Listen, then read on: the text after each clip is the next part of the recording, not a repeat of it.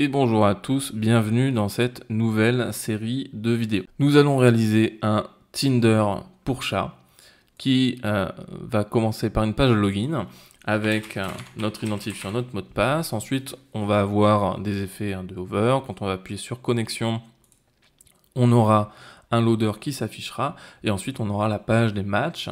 Et là, on va pouvoir cliquer sur like ou sur dislike et en fonction de ça, ça nous générera aléatoirement des profils.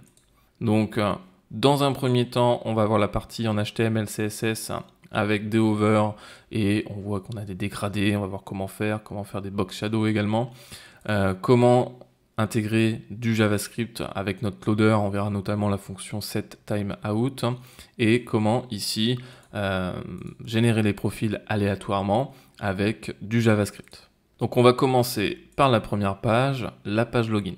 C'est parti. Allez, donc on commence par se créer un nouveau dossier qu'on va appeler Tincat. Du coup, on va ouvrir notre Visual Studio. Si vous n'avez pas Visual Studio, ou même un éditeur de texte, dans ce cas-là, je vous recommande d'aller voir la vidéo sur Visual Studio Code que j'ai faite, je vous mets le lien en description. Je vais du coup mettre mon Visual Studio ici, ce qu'on n'a qu'à faire c'est que je vais le réduire un petit peu, voilà je vais faire comme ça. Et donc on va ouvrir notre projet. Donc pour ouvrir notre projet dans Visual Studio, je vais prendre mon dossier, je vais faire un glisser-déposer. Donc une fois qu'il est à l'intérieur de mon dossier, donc là je vois que ce n'est pas le bon, voilà, il est là. Donc je vais mettre mon dossier à l'intérieur en faisant un glisser-déposer. Et ensuite, à l'intérieur de ça, je vais pouvoir commencer à créer mon projet. Donc dans un premier temps, je vais me faire un index.html et on va tout simplement mettre notre structure de base. Une fois qu'on a ça, donc je vais me mettre juste un petit h1 Tincat pour tester. Et là, je vais exécuter mon site. Non, ce que je vais faire, c'est que je vais utiliser Live Server. Donc pareil, hein, si vous n'avez pas Live Server, je vous recommande une vidéo dans la description. Et là, je vais faire un clic droit Open with Live Server. Donc Live Server, c'est une extension Visual Studio qui permet d'avoir un rendu en live de votre application. C'est un auto reload et ça vous permet de voir les modifications en direct. Ce qui fait que par exemple ici, si je modifie, je mets un 2 par exemple, j'enregistre, hein, vous voyez que directement ça me fait la modification. Donc maintenant que j'ai ça, je vais ici importer mon CSS. Donc pour importer mon CSS, je fais un link. Ce dossier CSS, on va le mettre dans ce fichier CSS, on va le mettre dans un sous-dossier qui s'appelle css/style.css. Et là, plutôt que de créer manuellement, je peux juste faire un contrôle ou un commande clic. Et donc, ça va me proposer de le créer. En fait, c'est un raccourci pour accéder à un dossier, mais étant donné qu'il n'existe pas, du coup, il vous propose de le créer. Donc là, je clique sur Create File. Et ensuite, on va pas créer le JS maintenant, on va se contenter du CSS. Alors dans la description, vous allez également avoir un lien pour télécharger les ressources. Alors les ressources du coup, elles sont là. Donc c'est un fichier qui s'appelle logo.zip. Je vais faire un clic droit extraire ici. Et c'est un dossier logo qui contient le logo.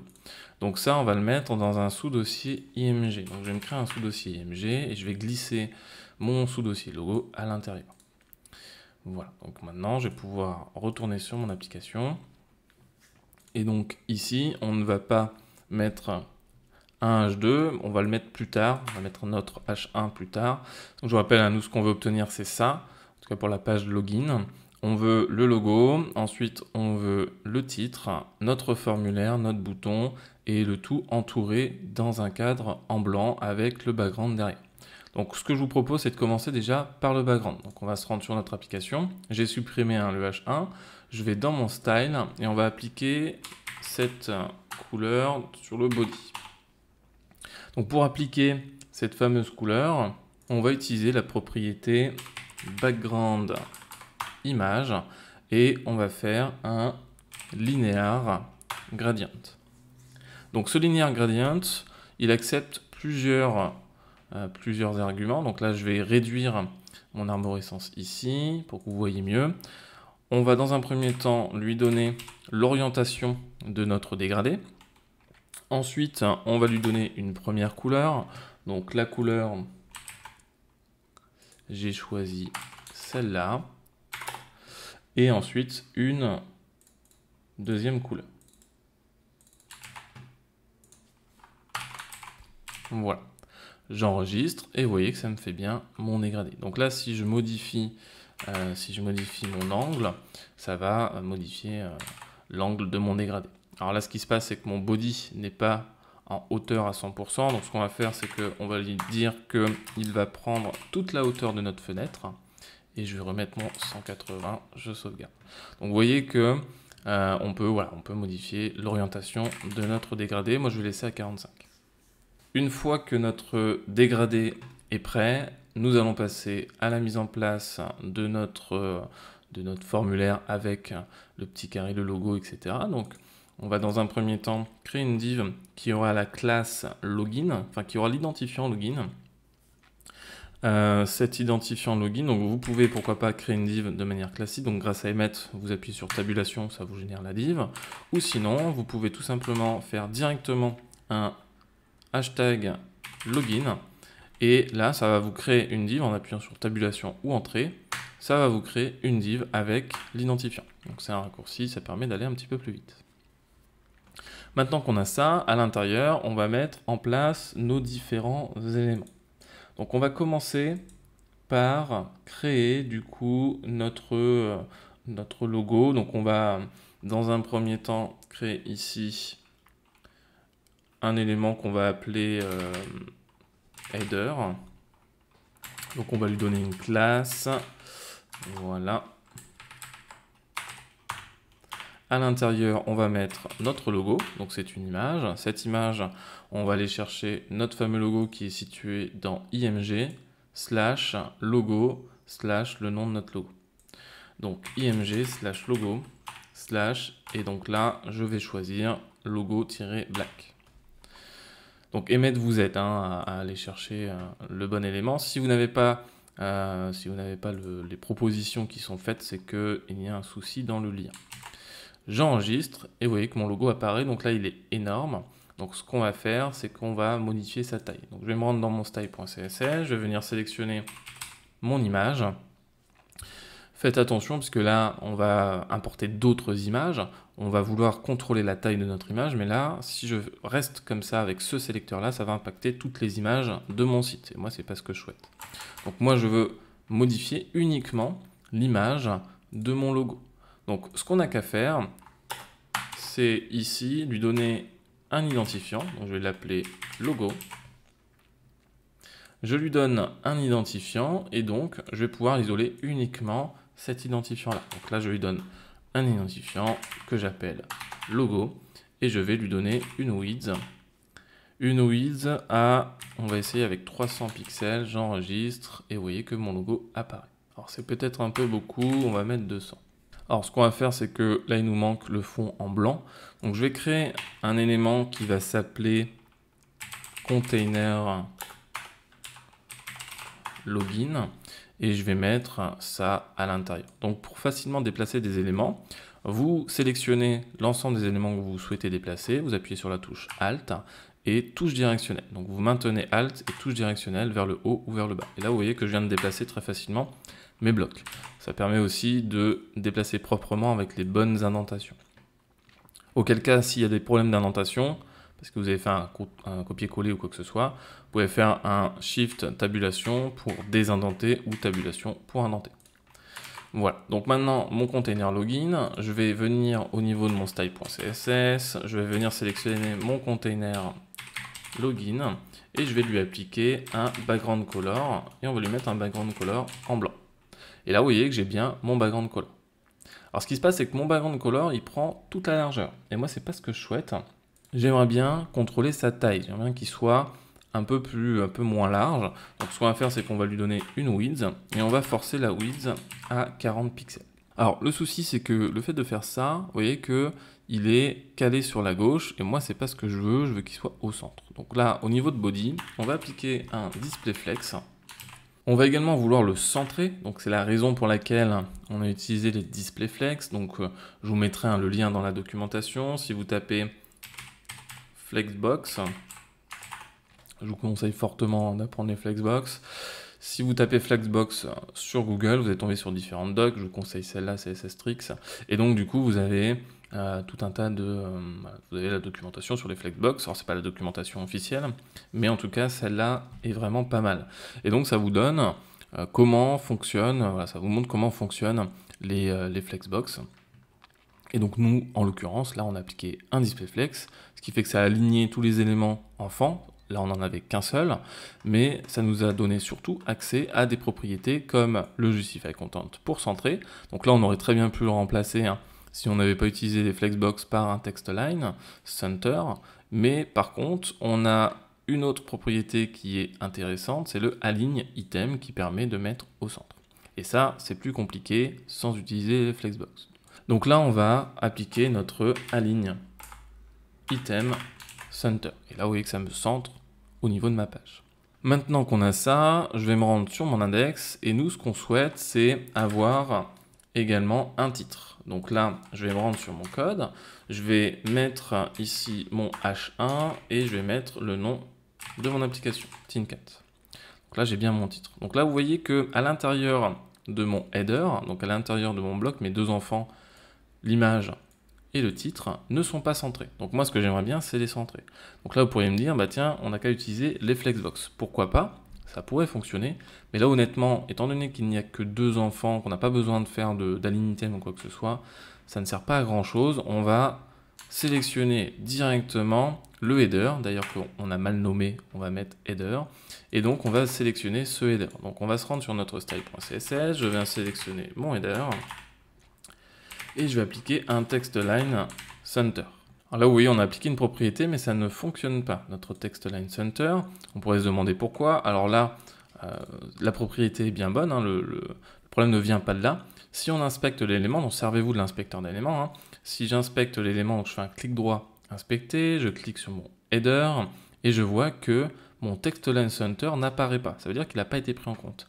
Et oui, puisque ici, vous voyez qu'il y a un petit rond, ça veut dire que vous n'avez pas sauvegardé.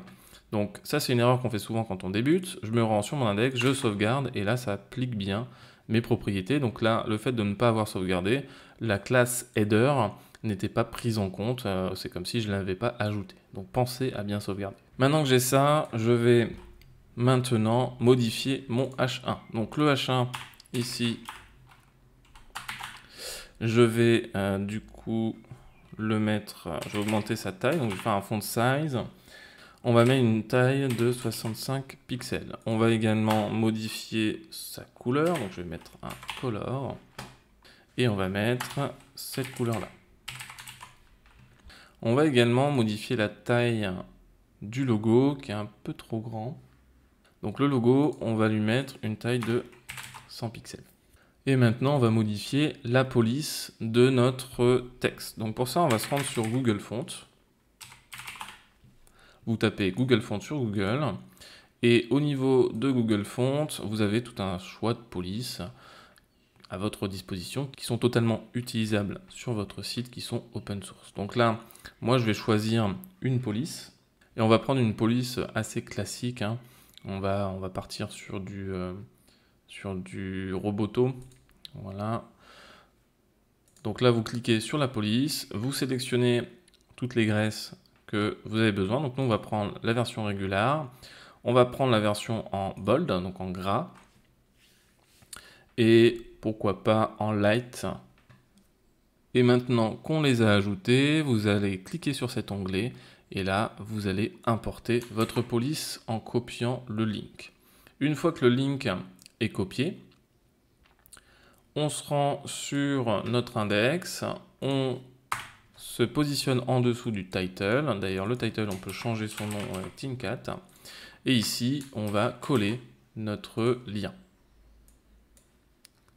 Une fois que notre lien est copié, on va prendre le font family. Donc dans le style.css, on va l'appliquer à toute notre page. Donc ici, on va venir au niveau du body. On va appliquer le font family à body et par héritage, ça va l'appliquer à tous les enfants. Donc maintenant, j'ai bien mon Teen4 qui est avec la police Roboto. On va passer maintenant à notre formulaire. Donc je me rends au niveau de mon index. Dans mon container login, je vais créer mon formulaire. On peut enlever le action ici, il ne nous sert à rien. À l'intérieur, on va avoir un input qui sera de type texte qui servira pour le pseudo. Donc là, j'enregistre, vous voyez que j'ai mon input qui est ici. On va lui appliquer un placeholder pseudo. On va également avoir un autre input qui sera de type password. Donc là, j'ai mis le placeholder password et le type, on met password. Et ensuite, je vais avoir un dernier input qui sera de type submit. Donc là, je mets submit. Pour générer facilement des liens sans avoir à modifier comme ça, je peux aussi faire autrement. Je peux faire input .submit. Donc là, c'est tout simplement le nom du type. Et donc là, j'appuie sur tabulation. En value, du coup, je vais mettre connexion. Et j'enregistre. Donc là, j'ai bien mes inputs. Maintenant, on va les mettre en forme, nos inputs. On va donc se rendre dans notre style.css. On va venir sélectionner nos inputs. Et on va leur appliquer différentes propriétés. Donc déjà, je vais leur appliquer du padding. Donc je vais lui appliquer un padding left de 48 pixels. On va faire la même chose pour le padding right. On va également lui mettre une hauteur minimum, min8 à 54 pixels.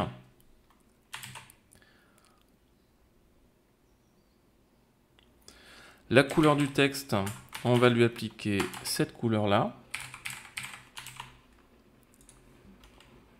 On va également lui appliquer des bordures.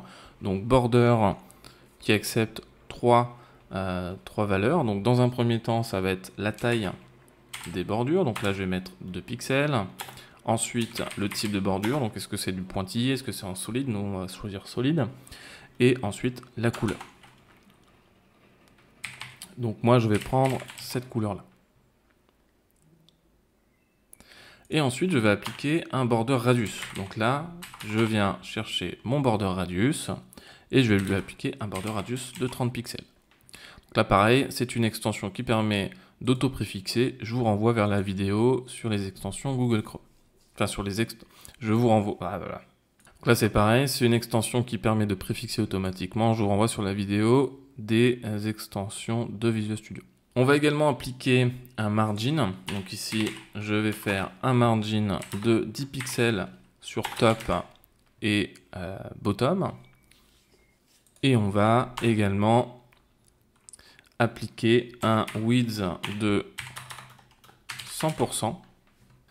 Le font size, on va également le modifier pour le mettre à 1 REM. Et on va également modifier le font, donc la graisse que l'on va mettre à 600. Donc 600 d'ailleurs, c'est une valeur que l'on n'a pas téléchargée, donc on va se rendre sur Roboto. Donc la valeur 600 qui n'existe pas, donc je crois que c'est pour bold, donc on va mettre plutôt 900. Voilà. Alors, il y a une autre propriété qu'on va enlever également, c'est, vous voyez, quand on fait un focus dessus, quand on clique sur un des inputs, on a une bordure ici. Donc ça, c'est la propriété outline. Donc, outline, et on va mettre none. J'enregistre. Donc là, maintenant, j'ai réglé ce problème. Alors là, vous voyez que le fait d'avoir mis en 100%, ça fait déborder mes inputs. Alors pourquoi, si j'inspecte mon élément et que je mets mon curseur sur l'input, vous voyez que l'input... quand je mets mon curseur dessus, il prend bien toute la largeur, mais en gros, ce sont les paddings et les margins qui posent problème, et c'est ça qui fait que ça sort du cadre. Donc on va appliquer une propriété qui s'appelle box sizing border box. Ça permet de ne pas modifier la largeur, enfin les dimensions de mon bloc si je rajoute des paddings par exemple. Donc ça, c'est une propriété qu'on va appliquer à tous nos éléments HTML sur notre page. Donc on ne va pas l'appliquer uniquement aux inputs. Donc plutôt que à chaque fois de venir l'appliquer, de faire des copier-coller, etc., on va tout simplement faire un sélecteur. Ici, on va se mettre tout en haut. On va faire un sélecteur étoile qui veut dire all, qui sélectionne tous les éléments de notre page, que ce soit les titres, les inputs, ce que vous voulez. Et donc là, on va appliquer notre propriété box sizing, border box, qui va l'appliquer à tous nos éléments. Très bien, donc maintenant qu'on a ça, nos inputs là prennent trop de largeur. Donc on va se rendre sur notre inspecteur d'éléments. Je vais zoomer un petit peu pour que vous voyez mieux. Et donc là, au niveau de mon formulaire, au niveau de mes inputs, vous voyez que je lui dis 100%. Mais moi, ce que j'aimerais bien, c'est que mon formulaire ne prenne pas 100%. Donc là, nous, ce qu'on veut, c'est appliquer un margin left. On va mettre, par exemple, 50 pixels. Et la même chose de l'autre côté. Donc là, on va faire un margin right. Et on va mettre 50 pixels. Et là, vous voyez que ça fait bien l'effet attendu. Donc je vais copier ça, puisque là, si je recharge ma page, il ne se passe plus rien, puisque ça n'a pas persisté mes modifications. Donc je vais me rendre sur mon style.css, je vais venir sélectionner mon formulaire, ce qui n'est pas encore fait. Donc je vais venir sélectionner mon formulaire et je lui applique mes propriétés. Et là, j'ai bien mes inputs qui sont à la bonne taille. Maintenant qu'on a ça, j'aimerais bien également, vous voyez que là, mon logo en haut, il est collé, que mon bouton ici, il est limite collé également. Je vais venir sélectionner mon container login et je vais appliquer un padding. Donc on va mettre un padding de 20 pixels et vous voyez que déjà c'est un peu mieux. On peut même mettre un petit peu plus. Voilà. Il nous faut également sur les bords ici, alors ça c'est comme vous le souhaitez, mais moi je vais mettre des arrondis. Donc je vais faire un border radius et du coup je vais vouloir mettre des arrondis. Donc on va mettre un arrondi de 5 pixels. Ouais, donc c'est pas mal. À la rigueur, on peut mettre un peu plus. On va maintenant s'occuper de l'input submit, l'input connexion ici. On aurait pu se dire, pour le sélectionner, je vais lui attribuer un identifiant ici, comme on avait fait pour l'autre. Mais on ne va pas faire comme ça, on va utiliser un autre sélecteur CSS. Donc ici, je vais sélectionner tous les inputs, mais uniquement les types qui sont égales à submit. Voilà. Donc là, en faisant ça, je vais uniquement sélectionner les inputs de type submit. Donc ces inputs de type submit, on va ici leur modifier déjà le texte. On va mettre en uppercase pour le mettre en majuscule. On va également modifier le background. Donc le background, on va mettre un linear graduate également. Donc on va venir au niveau de notre input. Donc je viens à la ligne, j'applique un background image et j'applique un linear graduate. Donc là, on n'a qu'à prendre le même que ici. Voilà, et on lui applique et on enregistre. Ce qu'on va faire maintenant, c'est qu'on va modifier la couleur de notre texte que l'on va mettre en blanc.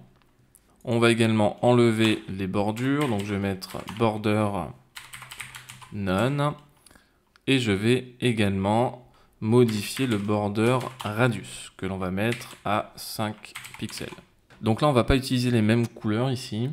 Je vais utiliser cette couleur-là et pour la deuxième, je vais utiliser celle-là. Voilà, donc ça fait un petit effet un petit peu plus sympa. On va venir rajouter un box shadow.